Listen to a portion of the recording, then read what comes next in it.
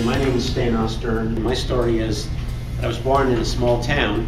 1/3 of the town was Jewish, 1/3 were Polish, and 1/3 were Ukrainians. And they got along pretty well. Until 1939, when we were invaded by the Nazis. Around 1940, we needed to build a bunker. This was built under a house. It was a trapdoor which opened up in a closet, and you went down a ladder. We couldn't survive this bunker by ourselves without any help. So I'm going to tell you about people that helped us. One person was Mr. Starko. He was contracted to live in that house and supply food for us. This bunker was built for actually 15 people. By the time it was sealed up, there were 35 people in the bunker, including 5 children. I spent 2 years in there, from the age of 7 to the age of 9. 2 years is hellhole. Now we had rats this big. They became tame. They used to crawl between our legs. Then we survived, everybody. In our town, 12,000 Jews. Does anybody hazard a guess how many survived? 300. So I feel lucky to be here. And the other hero, of course, I want to tell you about is Mr. Kalinowski, who lived next door to this house, heard noises. And he went over to Mr. Starko and he said to him, "You're hiding Jews." And Starko thought that was it. He says, no, I want to help. And he supplied extra food. So don't let anybody tell you that one person doesn't make a difference. I came to the United States at the age of 11. I spoke no English. I know 3 words. I knew okay, yes, or no. I could speak Polish, but I could not read or write. I do a lot of catching up. I was in the 3rd grade at the age of 11. I caught up eventually and became a doctor. And I practiced in Santa Barbara for 32 years. Don't let anybody tell you that one person doesn't make a difference. I was born in a small village called Okuniew. My father was a shoemaker. When Hitler invaded Poland in 1939, I was 5 years old. Part of the final solution was take away privileges from all the Jewish people. Part of the final solution was the prisons and ghettos.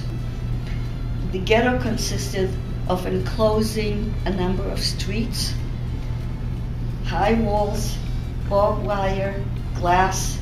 From the ghettos, the people were taken to concentration camps. The Germans decided to round up all the Jews in my small village in Okuniew. And they were always very scary, with dogs and rouse, no.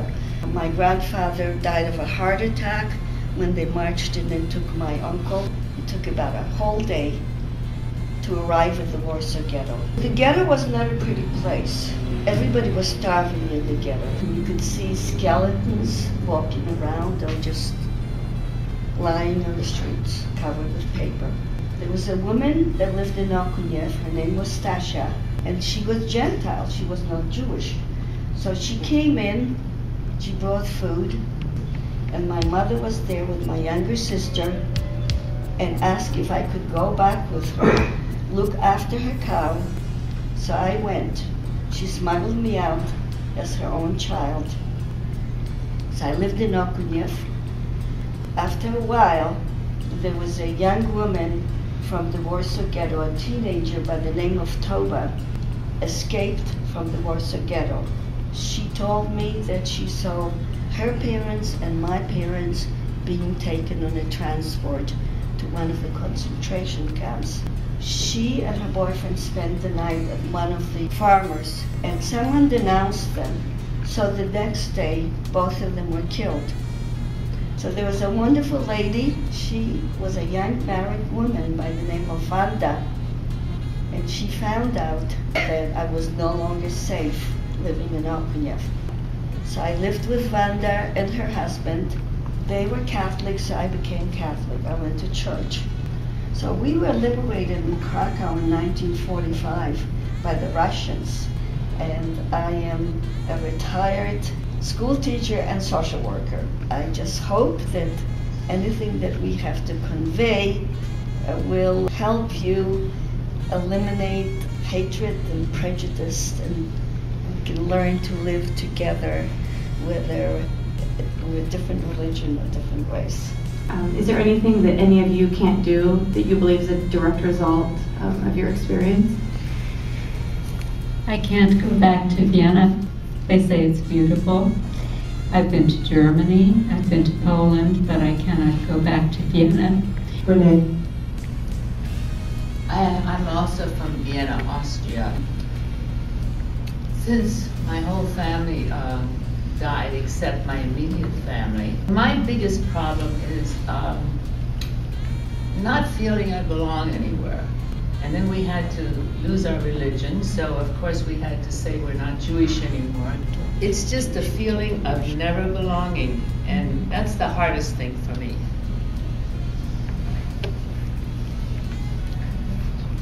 Erica? The mayor of Berlin invited former citizens back to Berlin for a visit. Germany, in that case, reached out trying to make up for what people lost. I was invited to come back to Berlin 8 times, and I refused 8 times. In 1995, it was 50 years that they had liberated the camps. They had a big festival for people, and I decided if I could take my children with me, then I would go back. So here we were, the 2 sons and the grandson and myself went back to Berlin, and it was just a wonderful visit. They had the opening of a synagogue which had been destroyed. My father and his brother used to go there for holidays to pray. My son looked around and he saw sharpshooters on the roof with black masks, and he got so frightened. So that is left over from stories that he had heard. And I said, you don't need to be afraid, they're protecting us. Well, it was a wonderful celebration. It was, in a way, not only welcome, but I got beyond it. I got past it. So here I am, and I can go back. I feel that it behooves me to be here and to tell you a little bit how ugly hate is. My story is just a little different. Again, one human being came to our house. He knew my mom from years ago, a farmer, and said, there are dark clouds over the horizon. I'll see what I can do. So we hid in the forest. I was one of 5 children and 2 parents. Myself and my sister went out to get some bread. We were starving, no food. And we could only trust that farmer that hid us. And it was quite a ways, so we walked a long distance to buy some bread from him. While we were gone, the Poles had been collaborating with the Nazis. They rounded all of them up, except my sister and I, who were gone. They marched them a distance, quite a ways. And when they got there, a grave was already dug. They shot every one of them. There were probably about, I don't know, 30, 40 people, and threw them in there. From there I went to Germany. How can you tell a story like this in a few minutes? It's impossible. But I lived in a German home under a fictitious name as a Catholic Pole, and I was their slave laborer. And what I learned there was that I will never hate, not even the people who hurt me, because there were no more Jews anywhere, and Hitler's propaganda was rife. Every morning when they turned the radio on, he was beating up on Jews, telling how terrible they were, and I knew better. I was one of them, and I came from a family of hardworking people, decent people, compassionate people. And I couldn't say anything, but no one could stop me from thinking. I'm mentioning this to you to make all of us aware how repugnant, how ugly prejudice is and propaganda. There is no room in our souls to hate.